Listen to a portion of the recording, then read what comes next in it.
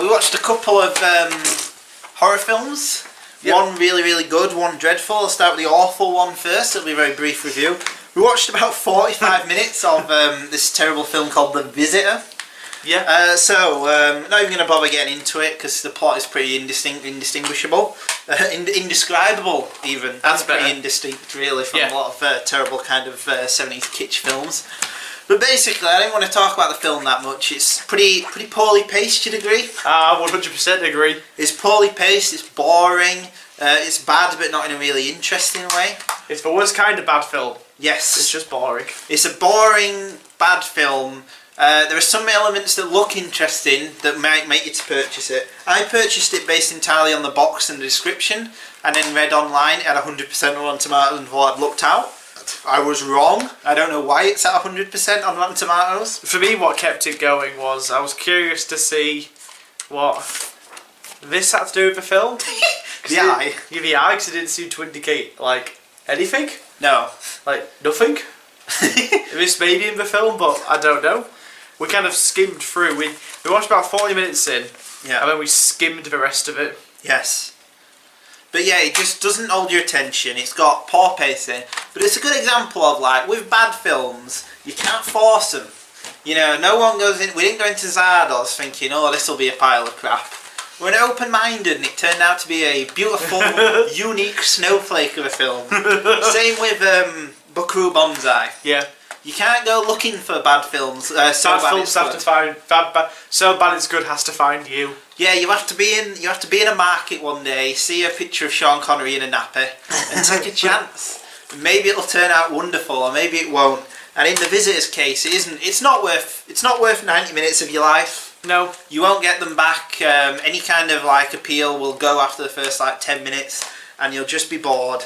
So you'd agree with that as a good assessment of The Visitor? 100% agree. Save your £8 in CX. Yes, instead, watch the next film we're going to recommend, Society. Look at that cover. With Brain Yuzna's Society, starring Billy Warlock. So would you like to briefly... well, actually, this is a thing. If you've not seen Society, watch it and then do, because there's really no way you can talk about it without talking about its 100% stunning last 20 minutes. So, would you like to briefly explain the events of Society, including as many spoilers as you want? Okay, so the film concerns high schooler Billy. Yep. That's where every boy hero in 80s movies is called Billy. And he lives in a well-to-do family in Beverly Hills. Yep. Is Beverly Hills in LA? It is Beverly Hills, yeah. Yeah. And it is in LA, yeah. And he never feels quite like he fits in. This could be normal teen disillusionment, or there could be a dark underbelly to it all. Yep. So his family's quite not very supportive. They don't really pay any attention to him. He's desperate to seek attention from them. But he suspects foul play. There's something underneath. Yeah. And he begins to unravel this huge kind of hidden conspiracy about this class of a higher class people which suck the life out of poor people. Yeah, the rich just suck the poor people for their what they need and then let them die. Yeah, is essentially what happens. Yes. So the first 60 minutes of the first half and so are more like a sort of John Hughes comedy. A little bit, yeah. Than anything else. Yeah, that's what it reminded me of. It reminded me of something like Ferris Bueller or even Back to the Future at times. Yeah. Well, you said that the main actor reminded you of Michael J. Fox. A little bit, and he even drove a similar buggy as Michael J. Fox in Back to the Future. Yeah. So yeah, I was really enjoying the 80s, the kind of teen comedy element of it. I was really enjoying that part. I was thinking, where's the horror? Yeah. I mean, it soon descends into the last half hour is where it's at, really. Yes. The film's reputation is a bit weird. So first, when it came out in 1989, and in America it was a flop and was hit. No one really liked it. But in Europe it got massively. It was a hit and then loads of critical praise was heaped on the film. And then steadily it's grown in stature in America now to the point where it's seen as a minor classic in the body horror genre. Mm-hmm. But pretty much, if people talk about it, it is just to discuss those last that last half an hour. Oh God. Yeah. Yeah. It's bizarre. It is bizarre. So if anyone hasn't seen the film and doesn't care about spoilers and has watched this, basically the last half an hour, Billy sort of like breaks into his house to try and confront his parents, and it turns out every member of high society is there. They put a dog collar on him and force him to watch his friend Blanchard from earlier be ripped apart and eaten, but it involves Like things sucked, like yeah. Yeah, like there's an amazing bit where the judge shoves his hand up the guy's anus, Oh god. Yeah. forces his hand through his mouth, starts going around like that, and oh my god, it's gruesome, it's horrific, it's everything you want from a body horror shocker film. Yeah, absolutely. Yeah. Could you imagine a world where this got a sort of terrible modern remake where everything was done in CGI? Oh, it'd be awful. Yeah. This is a wonderful reminder of the power of practical effects, definitely. Yes, brilliant effects by I know his name. Screaming Boy George. Screaming Mad George. Screaming Bad George. Screaming Mad George did all the practical effects, and God, is it amazing! It's wonderful. There's a really awesome one where like Billy finds his mum like in the last half hour, and she's like in bed. Only she's not really his mum. And she's like in bed going, "Oh, Billy, good for you to find me." And her legs are like these really big hairy man arms. And then she gets out of bed and she starts walking on the man arms, and then like out of the crotch comes the sister. Yeah. That's some weird like shit right there. Yeah. Well, there's some really weird Freudian sort of incestuous overtones to the film. Yeah. Like it's implied. Well, it's not even implied. It's shown really that his parents fucking his sister. Yeah. So there's some really weird shit like that, because it's all obviously the film is a not too subtle metaphor. There's nothing subtle about it. No, it might be the least subtle film ever made about how society is made from incest and the exploitation of poor people. Yeah. So we see that in the end when all the high society people are fucking and putting their hands in each other's anuses and their faces together. God. God, how? Do you know the budget for this film's only $2 million? Oh my god. Massively low budget and stuff. It doesn't show, does it? The film looks amazing. No. That's true. Yeah. What? Let's talk into terms of it a little bit. Yeah. I remember there's a really funny part where like Billy early on called his dad a butthead. Yeah. And then he's like, "Hey Billy, I guess I really am a butthead," as his face speaks through his dad's anus. Which is bizarre. Yes. It is bizarre. Is this got some of the best special effects you've ever seen? Not some of the best. They're very good for the budget, but they're not as good as like the Thing. The Thing. The Thing for me is the height of practical special effects. Yeah. But they are very impressive. They're not some of the best, but they are very impressive.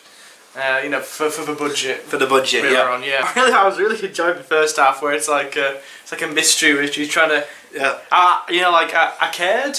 Yeah. Like I wanted to find out what was going on. I wanted to go along because I thought the guy that played him was quite likeable. Yeah, Billy Warlock.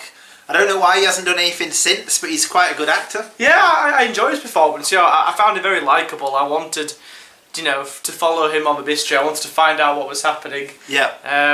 And I wanted to see him unravel the mystery of what was going on. Did the last half an hour disappoint? No.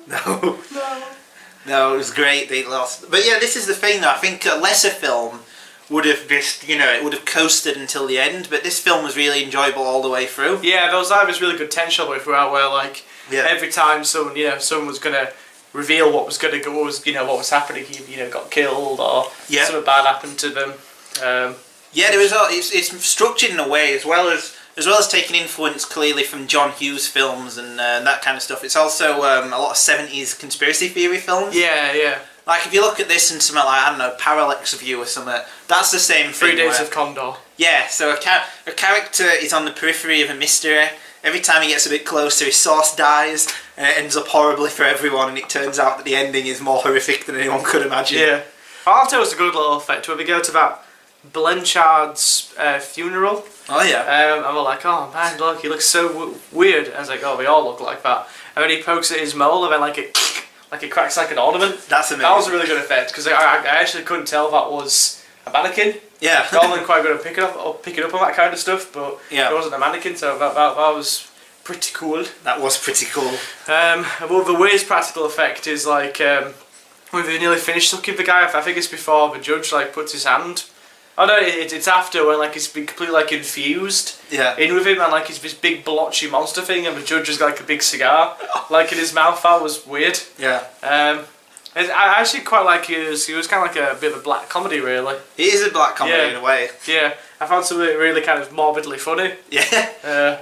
Yeah, I mean, well, that whole idea is satirical, isn't it? It's so ridiculous that you kind of have to laugh. Yeah. Not in a... This is where I thought the film was actually going to be, in a way, better and worse than it was. Because I thought the film would have an amazing last half an hour, but the rest of the film would be quite poor. Oh, right. But instead, the whole film overall is really, really good. Yeah, I enjoyed the whole thing, yeah. Like, yeah, I knew what the ending was going to be. This is the thing that I kind of wish I didn't. Like I couldn't. Could you imagine, like, you know, you're a kid in like 1989. Oh, this guy looks a bit like Michael J. Fox. Is this a John Hughes comedy? You guys see it? No! Yeah.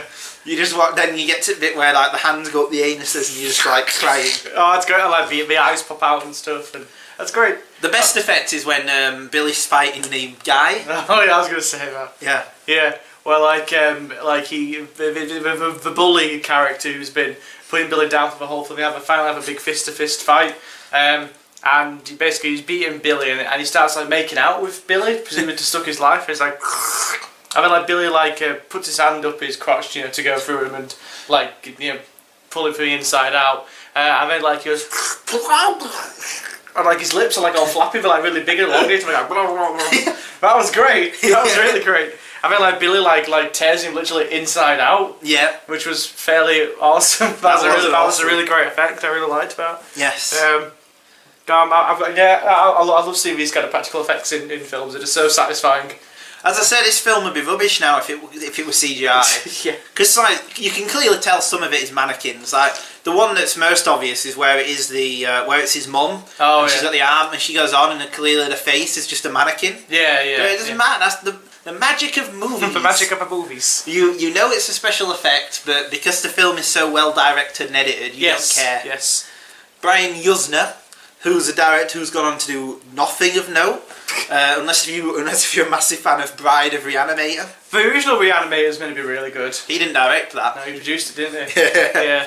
But that's going to be good. But Bride of Reanimator, not seen it. No, but no, I looked on his filmography before this, and yeah, he's not really done much. I don't think. I think it's they all tend to be. I think he did like one of the Chucky films or something. Oh no. Or one of the Nightmare on Elm Streets. Oh no. You know, like generic sequel after sequel. Like from New Line Cinema. Yeah. Well, what's actually interesting about this film is this film would have come out around the time of, you know, like Freddy 6. Yeah, that's Jason true. 9. Yeah, that's true. So I'm not surprised really it flopped in America. Like on the tail end of the slasher movie genre. Yeah. Like it must have been a hard film to market.